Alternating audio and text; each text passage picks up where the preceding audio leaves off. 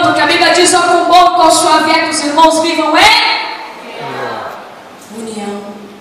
Mas a minha guerra, a tua guerra, a nossa batalha é contra Satanás, o inimigo das nossas almas.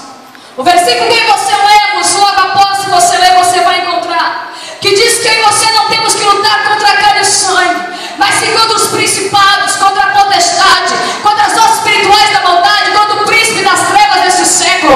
Ou seja, a minha guerra e a tua guerra é espiritual, é contra Satanás, o inimigo da nossa alma, aquele que fica 24 horas por dia ao teu derredor procurando tragar a tua fé. Mas deixa ele rugir ao teu derredor, porque ao teu redor está o leão da tribo de Judá, que sustenta a tua fé, que sustenta a tua vida, e não permite que o mal venha atingir a tua fé e te abalar espiritualmente.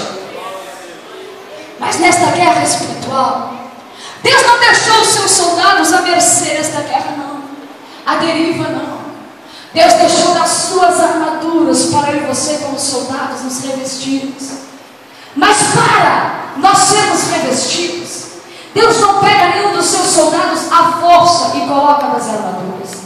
Eu e você, nós temos um livre-arbítrio. E eu e você é quem temos que chegar diante de Deus dizendo: Deus, reveste-me das tuas armaduras, para que eu possa resistir ao mal e vencer no dia mal, para que eu possa permanecer firme no dia mal. E nós sabemos que a igreja está palmilhando as últimas milhas dela aqui na terra, porque os sinais estão mostrando de que Jesus está voltando. Só não enxerga quem não quer. É pai contra filho, é filho contra pai, é guerra, é rumores de guerra, é terremotos, é tudo mais acontecendo, coisas que antigamente parece que era absurdo de se ouvir, hoje está começando a ficar no cotidiano da nossa vida, porque os sinais estão mostrando, Jesus está voltando para buscar a sua igreja. Então é o momento de eu e você chegarmos diante de Deus e dizer: Deus, eis-me aqui, reveste-me nas tuas armaduras para me vencer no dia mal.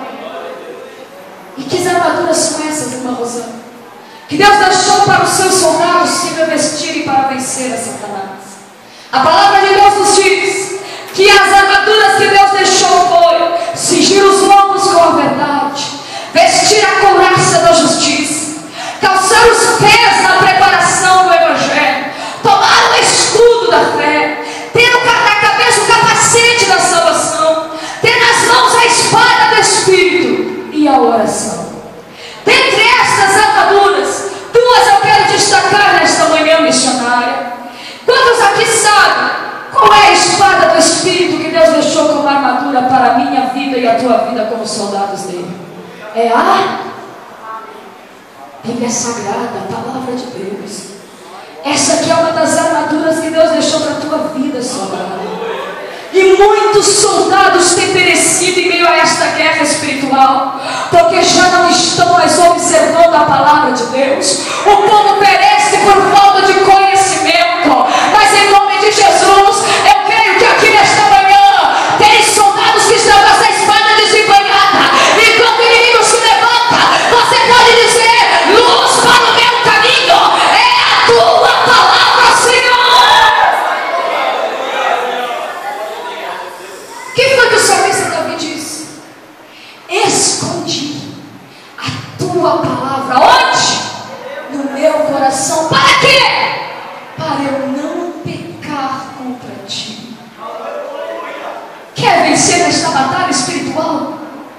Tenha a palavra de Deus na tua vida, esconda ela na tábua do teu coração, para te não pecar contra Deus, porque a Bíblia Sagrada é a bússola do cristão, é a palavra de Deus. Quando ela é fechada, alguém, muitos podem dizer que é um livro como qualquer, mas para mim ela até mesmo fechada tem uma grande eficácia, mas aberta é a boca de Deus falando contigo, é a palavra de Deus vinda direto do trono da glória para a minha vida e a tua vida. E aí nós temos uma coisa a mais: Satanás também conhece, letra por letra, versículo por versículo, vírgula por vírgula do que está escrito dentro da Bíblia. Lembra-te quando ele foi tentar Jesus lá no deserto? O que foi que ele usou? Versículos da Bíblia para dizer, para Jesus então ver se ele conseguia fazer com que Jesus caísse. Mas tem uma coisa na minha vida e na tua vida que Satanás morre de inveja, mas que não pode ter que eu e você temos. Ele conhece conhece a Bíblia de capa a capa, mas eu e você, nós temos o Espírito Santo de Deus, que quando nós abrimos a Bíblia Sagrada, o Espírito Santo de Deus traduz ao nosso coração, fala a nossa alma, expressa aquilo que nós estamos precisando sentir. Se é consolo, a Bíblia Sagrada tem. Se é cura, através da Bíblia Sagrada também encontramos, porque a palavra de Deus é presença de Deus, é poder de Deus. Faça uso da armadura que Deus deixou para a tua vida. E se eu perguntar aqui, claro que não vou perguntar, porque eu não quero deixar ninguém constrangido, mas tenho certeza que se eu perguntasse quantos aqui que tem um horário diário de leitura da Bíblia Sagrada, eu tenho certeza que poucos assim o fazem. Se não é somente quando pega a Bíblia, vem à igreja para abrir a Bíblia para ler.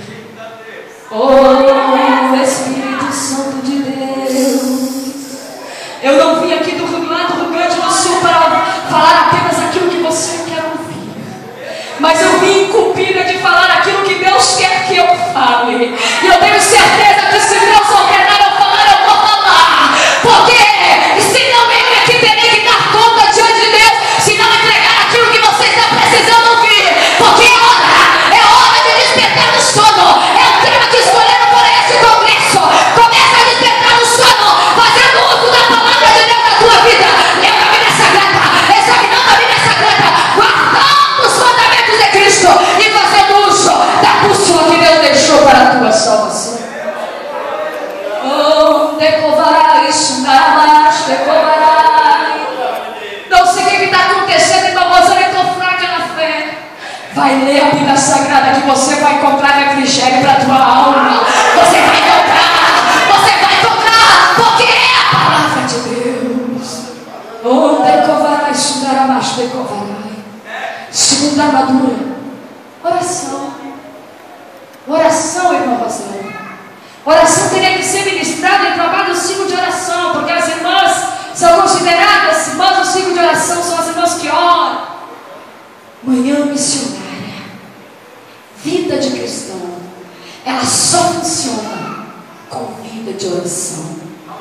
E eu costumo dizer que é um dos ministérios que Satanás mais se levanta, é no ministério da oração. Por quê, meu Rosana? Porque para ter o ministério do louvor, tem que começar pelo alicerce da oração. Para ter o ministério da ministração da palavra, tem que começar pelo ministério da oração. Para ter uma vida cristã bem sucedida na presença de Deus, tem que começar pelo alicerce da oração. O alicerce da vida do crente tem que ser a oração, porque senão a casa espiritual cai. Vai se sentir bem alicerçada com jejum, com oração, com consagração. Pode soprar no vento contrário contra a tua casa espiritual, mas ela não vai fluir, ela não vai esmorecer, porque bem-aventurado é aquele que ora, que busca e que consagra a sua vida constantemente diante de Deus. Pouco oração, pouco poder. Muita oração, muito poder de Deus sobre a tua vida, mas a unção de Deus